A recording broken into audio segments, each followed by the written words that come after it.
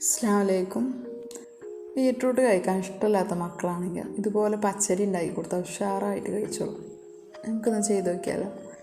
ചെറുതാക്കി ഗ്രേറ്റ് ചെയ്ത ബീറ്റ്റൂട്ടിലേക്ക് ചെറിയ ഉള്ളിയും പച്ചമുളകും കരിവേപ്പിലയും ഉപ്പും ചേർത്ത് ഒരു 1/2 ഗ്ലാസ് വെള്ളം ഒഴിച്ചിട്ട് വേവിച്ചെടുക്കുക.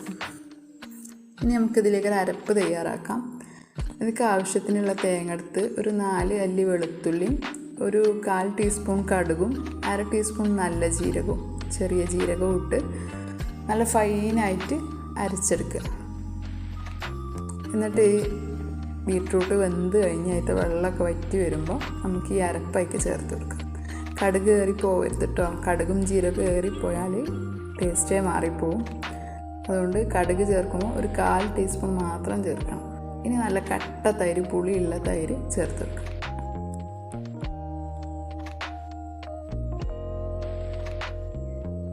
ഇപ്പം ഇത് വെന്ത് വന്നിട്ടുണ്ട്. ഇനി നമുക്കിതിലേക്കൊരു വറവിട്ട് കൊടുക്കാം. കടുകും കരിവേപ്പിലയും ചേർത്ത് വറ്റൽമുളക് ഉണ്ടെങ്കിൽ ഈ സമയത്ത് നല്ല മുറിച്ചിട്ട് കൊടുത്താൽ നല്ല ടേസ്റ്റ് ആയിരിക്കും. എൻ്റെ അടുത്ത് ഇല്ലാത്തതുകൊണ്ടാണ്. ഉണ്ടെങ്കിൽ എന്തായാലും ചേർത്ത് കൊടുക്കണം. ഇനി നമുക്കിതിലേക്ക് കടുക് വറുത്ത് ഒഴിച്ച് നമ്മളെ നല്ല അടിപൊളി പച്ചടി റെഡി ആയിട്ടുണ്ട്. കുട്ടികൾക്കൊക്കെ ഒരുപാട് ഇഷ്ടപ്പെടും. ഇതിൻ്റെ കളറും ഇതിൻ്റെ ടേസ്റ്റും ഒക്കെ ഇഷ്ടപ്പെടും.